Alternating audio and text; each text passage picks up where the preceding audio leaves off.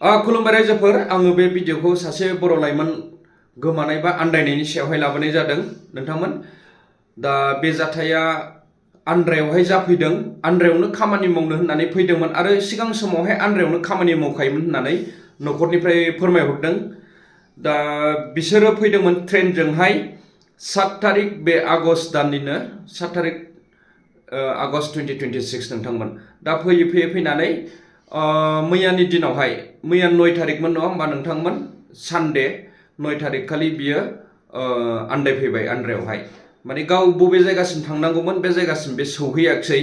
बिसोरो सानै फैदोंमोन, बिरखां दैमारि 30 years old आरो अनसुमा बर' 26 year old। बिसोर सानै फैदोंमोन, नाथाय बिसोरनि टिकेटआबो नायोब्ला माने दा नुनो मोनदों आङो माने जेनेरेल टिकेटसो। जेनेरेलफ्राव फैनायाव बेफोरबायदिनो जायो, गोबांथार जाथाय नङा होमबा नोंथांमोन। दा बिसोरनि टिकेटआ जेनेरेल, ट्रेन नाम्बारा 15630 DN माने डाउन जागोन दाना नोंथांमोन, हजोंनिफ्राय फैनाय नालाय नङा होमबा।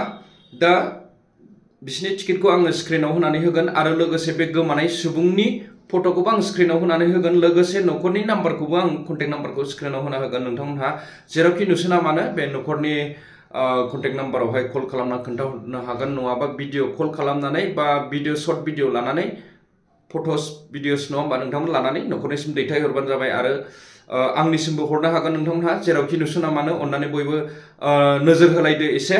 बे गोमानाय सुबुंनि मुंखौ आं फोरमायहरनि। बिनि बिरखां दैमारि आरो अनसुमा बर' बिसोर सानैजों फैदोंमोन नोंथांमोन। दा नैबे बिरखां दैमारिया गोमानाय बा आन्दायनाय जाहैबाय नङा होमबा नोंथांमोन।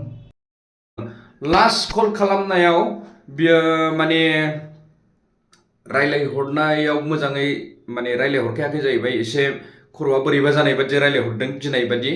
दा आं बे डिटेल्सफोरखौ आं एसे खोन्थाहरनो सानदों नोंथांमोन। बियो बबेनिमोन, बबेनि थागिबि।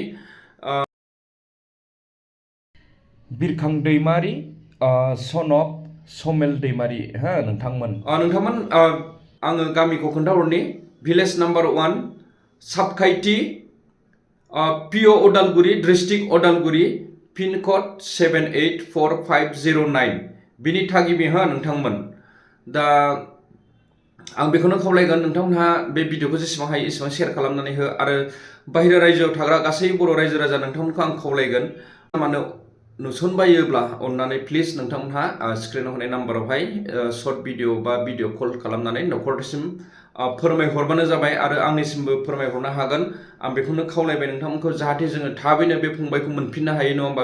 बियो आंनि आइडियावहाय आन्ध्रायावनो दङ बायदि आङो सानदों, माने आन्ध्रायावनो सफैखाबायमोन नालाय।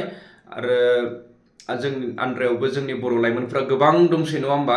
दा नोंथांमोनहा एसे बयबो नोजोर होलायदो। आरो बेंगलर, कर्नाटका बा तामिलनाडुआव थानाय नङा होमबा, ट्रेनाव गाखोनायथ' बबेबा माने आन्ध्रायावबो गैया जानो हागौ, बबेबा गुबुन स्टेटआव थांफ्लांबायबो जानो हागौ नङा होमबा आन्दायनाय समावहाय। दा बेखायनो गासै बर' रायजो राजा नोंथांमोनखौ आं खावलायबाय, जाहाथे नोंथांमोनहा बबेबाफोर जायगायाव नुसनबायोब्ला थाबैनो बेखौ माने हमथानानै दोननानै न'खरसिम इनफरमेसन हरबानो जाबाय। आं बेखौनो गुरैयै खावलायनानै दिनैनि बे भिडिअखौ एसेयावनो दोनथ'नाय जाबाय रायजोफोर। गोजोन्थों, थेंक इउ।